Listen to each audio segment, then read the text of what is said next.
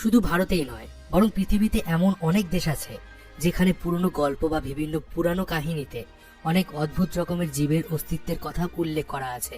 এই অদ্ভুত জীবগুলোর মধ্যে আমাদের সব থেকে বেশি কৌতূহল হলো জলপরি নিয়ে। বাস্তবে আদৌ জলপরির অস্তিত্ব আছে কিনা সেই ব্যাপারে এখনো নিশ্চিত হওয়া যায়নি বা তেমন কোনো মতামত পাওয়া যায়নি, কিন্তু এই জলপরিদের ব্যাপারে এমন কিছু তথ্য বা প্রমাণ পাওয়া গেছে যেগুলো নিশ্চিত করে যে কোনো না কোনো সময় পৃথিবীতে জলপরিদের অস্তিত্ব ছিল। এমনিতে তো আমরা বিভিন্ন মুভিতে বা কার্টুনে জলপরিদের দেখেছি বা তাদের কথা শুনেছি, কিন্তু আজ আমরা জলপরিদের সঙ্গে জুড়ে থাকা এমন কিছু ঘটনার সম্পর্কে আলোচনা করব যা হয়তো আপনি আগে কখনো শোনেননি। তাই ভিডিওটি শেষ পর্যন্ত অবশ্যই দেখুন, আর চ্যানেলে নতুন হলে অবশ্যই সাবস্ক্রাইব করে দেন নতুন ভিডিওর আপডেট সবার আগে পেতে। গ্রিক গল্পকথার একটি প্রধান চরিত্র হলো জলপরি। এদেরকে মারমেডও বলা হয়। দুটি ফ্রেঞ্চ শব্দ মার ও মেইড মিলে মারমেড শব্দটি তৈরি হয়েছে।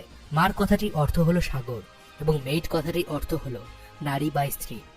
এই মারমেড কথাটির পুরোটা মানে হলো এমন এক সমুদ্র পরী যার শরীরের উপরিভাগ নারীদের মতো অথচ নিচের অংশ মাছের মতো।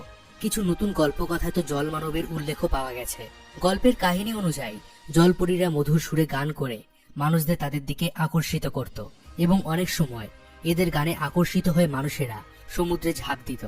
আবার অনেক ক্ষেত্রে জলপরীরা বিভিন্ন সাহায্যও করত, তাই এদেরকে সাহায্যকারীও বলা হতো। জলপরীদের অস্তিত্বের কথা ইউরোপ, এশিয়া ও আফ্রিকা সহ পুরো পৃথিবীর বিভিন্ন সংস্কৃতির গল্পকাহিনীতে পাওয়া যায়। জলপরীদের অস্তিত্ব অনেক সময় সমুদ্রে বড় কোনো ঝড় বা জাহাজ ডুবে যাওয়ার ঘটনার সঙ্গেও জুড়ে দেওয়া হয়। প্রায় 1000 খ্রিস্টপূর্বাব্দে অ্যাসিরিয়াতে প্রথম জলপরীদের ব্যাপারে শোনা গিয়েছিল। জলপরীদের সৃষ্টির কাহিনীও রহস্যের থেকে কিছু কম না। কথিত আছে যে নিজে না চাইতেও কোনো বিশেষ কারণে দেবী অ্যাট্রাগাটিসকে তার প্রেমিককে হত্যা করতে হয়েছিল। প্রেমিককে হত্যা করার লজ্জায় তিনি হ্রদে ঝাঁপ দেন মাছের রূপ ধারণ করার জন্য, কিন্তু দেবতারা তাকে তার অপরূপ সৌন্দর্য ত্যাগ করতে দেয়নি। এই জন্য তার শরীরের নিচের অংশটি মাছে পরিণত হয় এবং শরীরের উপরিভাগ মানুষের মতোই থেকে যায়। এরপর এভাবেই তিনি জলপরী রূপে সমুদ্রে থাকতে শুরু করেন। এ ব্যাপারে আরো একটি কাহিনী শোনা যায় যে আলেকজান্ডারের বোন থিসালোনিক মারা যাওয়ার পর জলপরী হয়ে গিয়েছিল।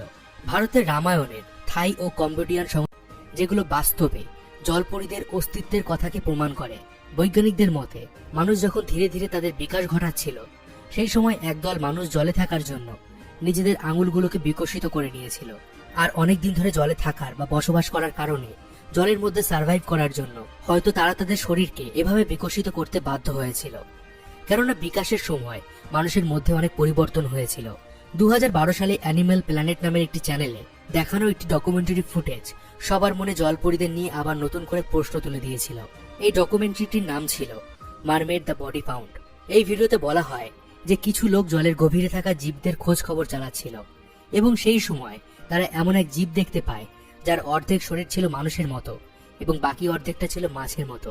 ভিডিওতেও এক মুহূর্তের জন্য ওই বিরল জীবটিকে দেখানো হয়েছিল, তবে পরে জানা যায় এই ভিডিওটি শুধুমাত্র কাল্পনিক ভিডিও, এটার কোনো সত্যতা নেই, কেননা এখনো পর্যন্ত বাস্তবে জলপরীদের অস্তিত্বের কোনো ঠিকঠাক প্রমাণ পাওয়া যায়নি।